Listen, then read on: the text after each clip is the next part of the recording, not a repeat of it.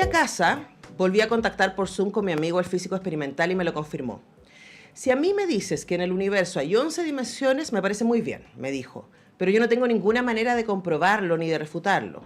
Pero entonces nos estamos saliendo de los límites de la ciencia, le dije, porque hasta donde yo sé, el método científico define como conocimiento científico aquel que es susceptible de ser falsado, es decir, aquel sobre el que es posible aplicar un mecanismo o un experimento que pueda llegar a desmentirlo. El hombre me miró con cierta resignación y me dijo que ese era el lugar en el que nos encontrábamos. Esa es la reflexión central, que está en los límites de la ciencia, una visita al acelerador de partículas más grandes del mundo, que es este pequeño librito, y yo me alegro que sea cortito, porque la cantidad de ideas que hay adentro de este libro es para que uno le explote la cabeza, y a mí me pasó un poco. Y estamos con su autor, Javier Argüello. ¿Cómo estás, Javier? Muy bien, muy bien, y muy contento de estar aquí. Muchas gracias por la invitación. Días intensos nos han tocado, ¿ah? Nos han tocado días intensos, sí. El domingo a la noche fue dormir un rato y empezamos de nuevo. Sí, bueno, con Javier nos encontramos en Puerto de Ideas. Él estuvo también ahí participando de un par de actividades que vinculan este libro con este otro, 4 cuentos cuánticos. Que esto es ficción, pero tiene bastante que ver con este otro porque los acompañan estos relatos las preguntas básicas que tienen que ver con la ciencia y que están acá, ¿no? Y que nos preguntan en ¿cuánto podemos conocer? Quizás esa es la pregunta que está detrás de todo. ¿Cuánto podemos conocer y hasta dónde llegamos con la manera que tenemos de conocer hoy día? Y que desde la revolución científica, diríamos desde el siglo XVII hacia adelante, nos montamos a un caballo, especialmente los varones, desde una mirada muy patriarcal, voy a entrar a eso después, diciendo, ahora vamos a tener todas las herramientas para conocer el mundo y para poder dominarlo. Y luego eso duró hasta principios del siglo XX, cuando aparece la física cuántica y dicen, mire, la verdad es que y hasta ahí nomás, no tanto. no tanto. Cuéntame, primero, Javier, tu interés por meterte en estos temas que tienen que ver, que cruzan la ciencia y la literatura. A ver, mi sensación desde muy pequeño, y por eso, si se puede encuadrar en algún género, mi literatura sería ficción fantástica. Uh-huh. Porque desde muy pequeño mi sensación, o sea, siempre me llamó mucho la atención la idea de que diéramos por sentado que esta realidad que tenemos alrededor es una sola y única para todo el mundo y objetiva y todas estas características que le atribuimos, ¿no? Entonces, cuando me encontré con la teoría cuántica, una teoría que desde la ciencia, que es el conocimiento oficial en nuestra cultura, que decía que por ahí no era tan así, me llamó muchísimo la atención. Entre otras cosas porque casa muy bien con el trabajo del escritor. Un escritor cuando construye un relato lo que hace es tomar un conjunto de elementos y ordenarlos en torno a un punto de vista concreto. Sin ese punto de vista no toma sentido ese conjunto de hechos. Y lo que viene a abrir la puerta hacia ese lugar, la teoría cuántica, es que el punto de vista del observador juega en cómo es esa realidad observada. Entonces, cuando encontré que la ciencia hablaba de estas cuestiones, me pareció interesante explorarlo en términos de relato oficial que defendía esta idea, ¿no? A mí lo que me parece fascinante de este momento de la ciencia, y hay muchos libros muy interesantes, me imagino que leíste El verdor terrible de Labatut, que a mí me encanta ese libro porque creo que es un libro en donde esta soberbia humana científica se topa con la realidad y hace crisis. Totalmente. Uno puede pensar que la construcción del método científico, claro, sin duda, ha sido muy eficiente a la hora de hacernos avanzar en términos de conocimiento y de herramientas para mejorar la calidad de vida de las personas, sin duda. O sea, uno piensa solamente en medicina, por ejemplo. Exacto, ¿no? Exacto. Pero luego deja otro montón de conocimiento afuera, como los conocimientos que vienen de los pueblos originarios, de las tradiciones. Estoy pensando, por ejemplo, en este ejemplo que siempre me encanta dar, de la médica china que llevaba 30 años trabajando contra el paludismo con medicina tradicional china, y recién en el 2015 le dieron el Nobel, porque recién en el 2015 Occidente pudo entender lo que ella estaba haciendo, ¿no? Totalmente.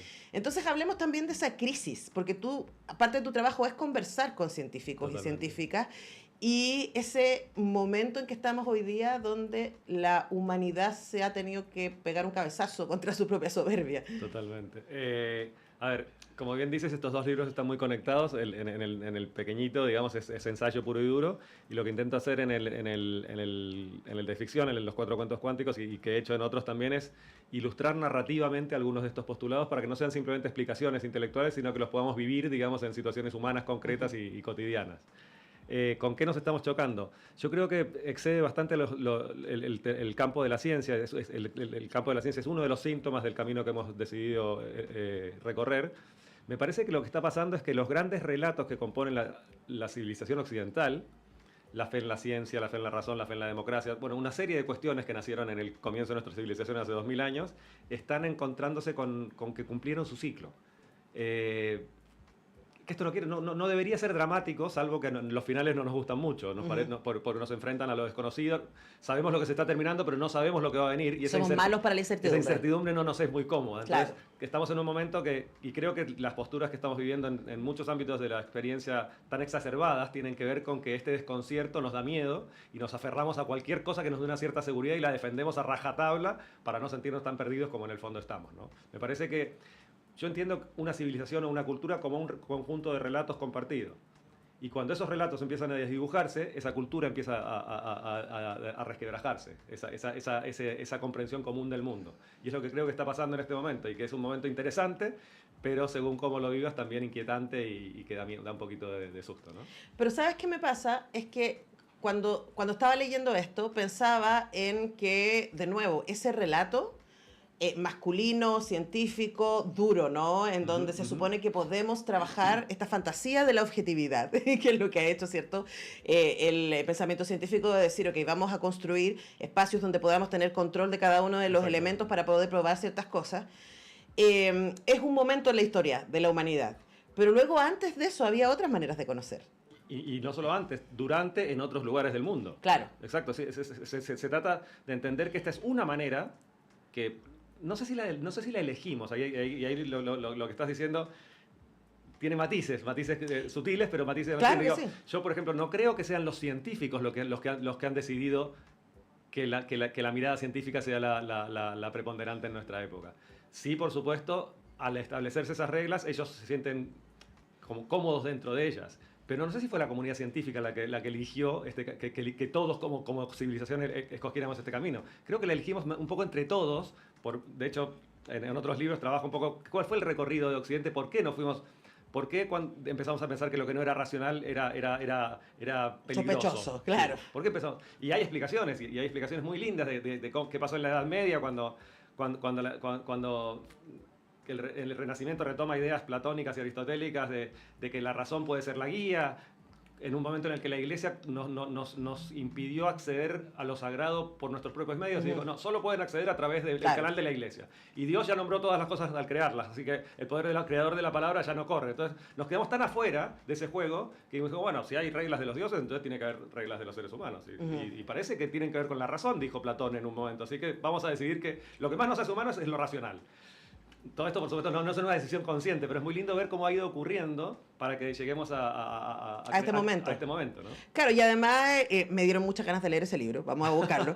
Pero además también... Sale, es uno nuevo, o sea, lo traté en otros libros, pero se llama el día que inventamos la realidad y sale en febrero. Ya, ok, Javier, te dejo yo desde ya invitado para eso. Sí, no, pero es que además estaba pensando que eso, por supuesto, es consistente, ese momento, ¿no? de la construcción del modelo científico, es consistente también con la construcción de un modelo económico, de un orden social, ¿no? Totalmente. Bueno, como cuento en el ensayo pequeño, tiene mucho que ver la industria relojera con haber empezado a entender que esto era un mecanismo de precisión, porque proyectamos los instrumentos con los que estábamos midiendo el mundo sobre la forma que tenía el mundo. Claro. Y como cuento en el libro, los artesanos relojeros eran protestantes. Y no es casualidad que esta manera de medir y calcular el mundo surja de un credo que también fue, bueno, el libro de Weber de la ética protestante, claro, y el espíritu del capitalismo, o sea, que genera toda una cosmovisión que afecta a muchas áreas de la experiencia, no solo al conocimiento científico, ¿no? Claro, pero lo que sabemos ahora, y que de hecho tú dices en los límites de la ciencia, es que quedamos cortos. Y yo pensaba también dos cosas, ¿no? Dice una cosa muy linda, que finalmente lo que tenemos es experiencia, y la experiencia siempre y únicamente es objetiva. Y esa experiencia la compartimos a través del lenguaje, y el lenguaje se nos queda corto. Todo el tiempo. Todo el tiempo. Y el de la matemática también. Claro, entonces ahí voy a este camino porque cuando estaba leyendo 4 cuentos cuánticos, pensaba en que, claro, dijiste recién que a ti te interesaba hacer este cruce, ¿no? De cómo estas ideas, estos desafíos que tenemos hoy día filosóficos respecto a la ciencia, pueden trasladarse a nuestro cotidiano, a nuestra manera en que nos vinculamos. Pero yo pensamos, lo hacen todo el tiempo. Tú lo que haces es ponerlo, pero nosotros todo el tiempo estamos en la subjetividad. Exactamente. Bueno, lo que intento hacer en cada uno de los 4 cuentos se ilustra alguna de las maneras en las que la conciencia proyecta realidad sobre el mundo. Sea entre el pasado y el presente, sea entre la ficción y la realidad, sea entre el sueño y la vigilia, sea entre las realidades paralelas que conviven. Por ejemplo, en el primer cuento, una fiesta de reencuentro de estudiantes luego de 30 años, que supongo que muchos hemos asistido alguna vez, o por lo menos hemos sido invitados y hemos decidido no ir porque nos impone un cierto respeto. Lo que pasa en esas reuniones es que hay unos adultos que se reencuentran, pero al mismo tiempo hay unos niños que están... Entonces, cuando a mí me tocó asistir, dije, esto es maravilloso, acá hay dos tiempos jugando al mismo tiempo. Claro. Entonces, me parecía una linda situación para ilustrar el cruce de dos temporalidades en un mismo espacio. Y todos los ¿qué hubiera pasado sí? ¿Qué hubiera pasado? Sí. Que me parece muy lindo también, porque esa es una pregunta que cruza, o sea, de nuevo, el método científico, en estas condiciones, este es el resultado. Luego, ¿y qué pasa si cambian las condiciones? Ceteris paribus, entonces hay la expresión esta latina que viene a decir algo así como, dejando de lado todo lo demás, claro, lo que yo digo es como yo lo digo. Es como, sí, pero eso es una trampa bastante grande, ¿no? Claro, ahora... Estaba pensando, a propósito de lo que decías al inicio, ¿no? Que estamos en un momento de crisis, sí, de... Fe podría ser una palabra, efectivamente hay una cosa religiosa, pero también la crisis democrática que estamos teniendo en Argentina, en Estados Unidos. Acá te puedo estar para una conversación con Wiki, el estado de las cosas esa acá. Más larga y de noche. Pero efectivamente hay un tema que tiene que ver con los valores, y esto te lo pongo como hipótesis. Frente a esta incertidumbre, parte importante de la población lo que hace es agarrarse a quien le venda niveles de certidumbre, totalmente, aunque sepamos que sean falsas, ¿no? O sea, estoy totalmente de acuerdo. Estaba pensando en esta caricatura, ¿no? De las ovejas mirando a este aviso del lobo, el contraje que dice, las voy a comer, por lo menos está diciendo la verdad. Totalmente. ¿No? Entonces estaba pensando en Milei, en Trump, en Bolsonaro, sí. Acá en Chile tenemos también nuestros personajes de ese estilo. ¿Y cómo sientes tú que poder abrazar esta incertidumbre y abrazar la subjetividad puede ayudarnos a construir sociedades más complejas y democráticas? Porque la democracia es súper compleja. Yo creo que ese es el problema. Muy compleja es poner de acuerdo muchos puntos de vista y ayuda mucho saber que hay muchos puntos de vista, que no hay uno solo como punto de partida, ¿no? Decías que una crisis de fe, y creo que te referías a la crisis de la fe religiosa. También. Pero es que la fe en la ciencia también es una fe. Sí, sin duda. Yo me doy cuenta a veces, charlando con científicos, físicos o neurocientíficos, como en cualquier otra disciplina, hay gente más dogmática y gente más abierta.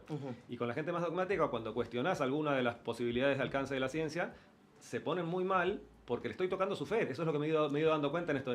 Y su identidad. Exactamente. Y es lo que nos está pasando a todos. Claro. Que nos están cuestionando nuestras fes y nuestras identidades, y nos crispamos muchísimo, y como bien dices, cualquier discurso del que creo que más o menos me puedo agarrar y me aferro como a un clavo ardiendo, porque por lo menos ahí tengo algún tipo de seguridad. ¿Qué sería lo más saludable? Que pudiéramos vivir la incertidumbre, compartirla, decir, hey, yo tampoco entiendo tanto. Y si yo le digo, a veces en una de mis facetas soy profesor, a mis alumnos a veces les digo, yo tampoco estoy tan seguro de cómo es la estructura clásica o cómo funciona la estructura del aparato narrativo. Solo decir eso ya ellos los abre para permitirse también dudar, y que dudemos juntos, y por lo tanto sea el comienzo de un posible camino de exploración juntos también, ¿no? Sí, estaba pensando, mira dónde me fui lejos escuchando, estaba pensando en Brené Brown.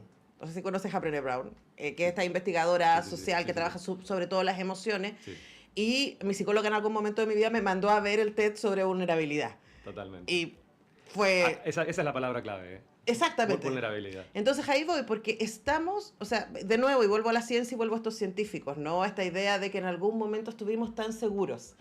Y parte de la crisis tiene que ver con que, parece que todo esto que nos sostenía, estoy pensando final del siglo XIX, principio del XX, crisis, nada era como pensábamos que era. Que nace la teoría de la relatividad y la teoría cuántica, pero también nace el inconsciente con Freud, también nacen las vanguardias estéticas negando la racionalidad. Digo, en todos los ámbitos empezamos a decir, parece que esto es más complejo que una verdad clara y objetiva, totalmente. Claro, y ahí aparece entonces la idea de vulnerabilidad, y como en este mismo contexto, ¿cierto?, de certidumbre religiosa, científica, económica, teníamos guardada la vulnerabilidad también como una mala palabra, ¿cierto? Somos fuertes, podemos conquistar el mundo, podemos ser millonarios, podemos. Salimos de repente y nos encontramos desnudos frente a la complejidad del mundo. ¿Qué hace la literatura ahí? Mira, es súper interesante. en el año 388 a.C., Platón manda expulsar de Atenas a todos los poetas y cuentacuentos porque trabajaban con verdades emocionales y eso era un poco peligroso. Él quería fundar una república y para fundar una república racional y segura había que trabajar con verdades racionales, no con cosas de los dioses ni de las musas. Ahí nace nuestra civilización. ¿Qué hacen los escritores? Me preguntas, tratar de volver a conectar con las verdades que se encuentran. Es muy interesante porque un argumento puede discutir contra otro argumento, pero una historia no puede discutir contra otra historia. Las dos son válidas, no pasa nada, por más que cuenten realidades distintas. Y entonces me parece que lo que hacen es que, lo que decía Niels Bohr, que decía respecto de su principio de complementariedad, que fue muy revolucionario en 1927 cuando lo planteó, que decía, es que dos observaciones distintas del mismo fenómeno pueden dar resultados diferentes. ¿Y cuál es la clave? Entender que no hay objetos en el universo, sino experiencias. Claro. Y cuando entendemos que no hay objetos, sino experiencias, y la literatura creo que nos aporta eso, ¿no? Frente a la misma situación, si la cuento, la historia de un adulterio, si la cuento desde el punto de vista del cónyuge o del amante traicionado, no es la misma historia. Bueno, eso es lo que nos pasa. Y no es que hay una de esas historias que es más verdadera que la otra. No. Las dos son dos posibilidades de observación de la misma realidad. Bueno, conversamos con Javier Argüello a propósito de sus más recientes libros, Los límites de la ciencia, una visita al acelerador de partículas más grandes del mundo, donde este tipo de conversaciones las tiene con científicos, con los que están ahí trabajando ahí mismo, ¿cierto? Y voy a ir con algo que tú nos cuentas en el libro, y 4 cuentos cuánticos. Y antes de que se me olvide, 4 cuentos cuánticos va a estar siendo presentado este 13 de noviembre, mañana a las 14:30 horas, en el contexto de la Cátedra Abierta UDP, que es en homenaje a Roberto Bolaño, por el queridísimo y brillante Álvaro Bizama. No sé si ya conoces a Álvaro. No lo conozco personalmente, nos vamos a conocer mañana, tengo muchas ganas de... Es un bacán. Sí, ¿no? Han hablado muy bien. Lo queremos mucho. Nos whatsappeamos por ahora. Que es el director de la Escuela de Literatura Creativa UDP y gran escritor chileno. Sí, lo queremos sí. muchísimo y admiramos mucho. Así que si pueden arrancarse mañana a las 2:30. Esto me imagino que va a ser en la biblioteca, no tengo la información, la biblioteca Nicanor Parra. En la calle Vergara, no tengo el número, pero... 2:40. Me dice aquí la Steffi. Saludos a la Steffi, encargada de prensa y de Penguin Random House. Entonces ya, Vergara 2:40. A las 14:30, Javier Argüello conversa con Álvaro Bizama. Si yo no estuviera haciendo clases, no me lo perdería, porque va a estar muy entretenido. Pero luego, volvamos a esto. Bien. Me quedan todavía un par de minutos. Me quedó resonando los límites del lenguaje, como los límites de la metodología, porque lo que te dicen acá, tú conversas, en este libro nos cuentas de tu conversación con un físico teórico y con un físico experimental. Y el teórico te dice, nosotros seguimos haciéndonos preguntas. Hay un montón de preguntas que están por ahí dando vueltas. El problema es que no tenemos cómo crear los mecanismos que nos permitan ejercer una metodología para probarla. Exactamente. Y ese es uno de los límites de la ciencia. Es uno de los límites de la ciencia física, que es un poco el paradigma de ciencia para todas las demás. ¿Qué ocurre? Que hemos imaginado... Bueno, hay un detalle que es muy, muy ilustrativo. ¿Cómo se llama la disciplina que estudia el universo? La física. Ya en su nombre nos damos cuenta que la realidad Concreto. es la realidad física. Claro. Lo que no es físico no nos importa o no nos interesa o no forma parte de la realidad. Entonces, como estamos imaginando que, por ejemplo, en teoría de cuerdas, para que funcione la teoría de cuerdas tiene que haber 11 dimensiones en el universo, y eso ya no es físico y material, no tenemos ningún mecanismo con el cual ponerlo a prueba. Y mucha gente está diciendo, entonces eso ya no es ciencia. Pero los físicos teóricos dicen, yo no sé si es ciencia o no, y ahí está el diálogo entre Heisenberg y Pauli, que cito, que tiene 100 años, y que ellos decían, si nos quedamos solo con aquello que podemos describir con precisión, es que es tan pequeñito que no tiene casi sentido. Tenemos que ser capaces de explorar un poco más allá, pero no tenemos herramientas con las cuales hacerlo. Por un lado no tenemos mecanismos con los cuales ponerlo a prueba, pero por otro lado hemos decidido que el lenguaje de la ciencia es la matemática, y la matemática tiene límites, como cualquier otro lenguaje, y no llega a ciertos lugares. Por lo tanto, solo podemos explorar aquello que es matemático. En alguna época pensábamos, cuando éramos más optimistas o más soberbios, como decías, todavía no hemos completado todo el puzzle, nos falta un poquito. Hoy hemos descubierto que, por ejemplo, simplemente entre la materia oscura y la energía oscura, como forma el 95% del universo. No tenemos la menor idea de lo que es ninguna de las dos cosas. Le pusieron ese nombre, pero saben todos y son todos conscientes de que no tenemos ni idea ni lo que es la materia oscura ni la energía oscura, y es el 95% del universo. O sea que eso de que estábamos a punto de completar el puzzle saltó por los aires, y tenemos que bajar la cabeza y decir, parece que no entendemos casi nada. Claro, y ahí viene la ciencia ficción para decir, bueno, quizás, pero me parece, mira, Javier, también desde el feminismo, que yo siento que, bueno, estuve en la UBA cursando el doctorado en estudios de género y tuve Mira. a Diana Mafía de profesora Mira. de epistemología feminista. Entonces, como mi cabeza voló por los aires cada clase con ella. Y ella nos transformó, a mí fue muy fundamental, es como hay otras maneras de pensar. Totalmente. Y esta manera, Totalmente. el método científico que nos ha gobernado lo ha hecho desde su lugar. Totalmente. Y cuando empezamos a poner en cuestión ese lugar y no decir no es válido, o sea, No, obvio no, que es no, muy maravilloso, válido. Y solamente que no cubre todo. nos quedamos afuera. Ahora, Exactamente. eso puede ser la mirada frente al abismo. Puede ser Exactamente. abrumador, esperanza, depende cómo uno se levantó ese día, ¿no? Totalmente. Pero para cerrar quería preguntarte por la belleza y la verdad, que es donde tú partes el Sí. libro, que finalmente es, la manera de reconocer aquello que es bello es porque es verdadero. Exactamente. Y ahí, en la conversación entre literatura y ciencia, ¿cómo te mueves tú entre lo bello y lo verdadero? Para mí es una gran guía. De vuelta, en el inicio de nuestra civilización, lo que era bello y lo que era verdadero y lo que era sagrado y lo que era bueno era lo mismo. Ujú. No eran parcelas distintas de la experiencia. El recorrido de Occidente ha ido parcelizando los distintos campos del saber. Hay una frase de Einstein muy bonita, dice, nos hemos ido especializando tanto cada uno en su disciplina que estamos sabiendo cada vez más acerca de cada vez menos, hasta que va a llegar un punto en el que vamos a saber casi todo acerca de casi nada. Ujú. Me parece que estos impulsos, y yo participo en algunos foros con físicos, con neurocientíficos, estos impulsos de volver a juntar miradas diferentes en la misma conversación, están queriendo recuperar el momento en el que la verdad, lo bello y lo sagrado era lo mismo, no eran cosas diferentes. Y me parece que por ahí hay un camino. Ay, me parece que vivimos un momento tan emocionante. Es emocionante y es muy conflictivo, las Sí, dos cosas. es abrumador. Sí. Depende cómo se levantó uno. Y ahí de nuevo la subjetividad, ¿no? Exactamente. Si estamos optimistas o si estamos pesimistas, como decía Juan Gabriel Vázquez. Depende cómo estuve ese día. Cuando estoy optimista pienso. Tal cual. Bueno, sí. Solo para cerrar ese día, hay un cuento de Borges maravilloso que se llama La Rosa de Paracelso, que es Paracelso el alquimista hablando con uno de sus discípulos, y básicamente la idea es que el discípulo le dice, le habla de que aquí en el paraíso, y el discípulo dice, bueno, pero no estamos en el paraíso. Y Paracelso le dice, ¿qué otra cosa crees que es la caída, es decir, la caída del paraíso, que no darnos cuenta de que estamos en el paraíso? Sobre Borges. Si entendemos que estamos en el paraíso, estamos en el paraíso. Si no lo entendemos, estamos en el infierno. Y eso puede durar media hora o 3, dependiendo del día. Bueno, en general 5 segunditos, pero bueno. Javier Argüello, tremendo placer conversar contigo. Lo mismo. Mucho placer leerte, espero leerte mucho más. Así que nos estaremos encontrando con tu próximo libro. Muchísimas gracias, Antonella. por Cuando la vengas a invitación. Chile, nosotros tenemos que ir rápidamente a la pausa. Ya regresamos.